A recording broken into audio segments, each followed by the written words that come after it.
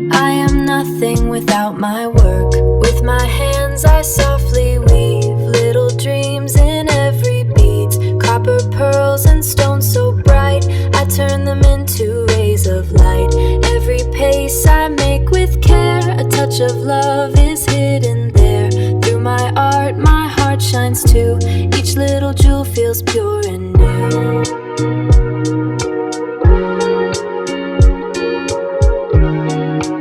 Hello friends! Welcome back to Laila's Creations Jewelry. I hope you are all doing well.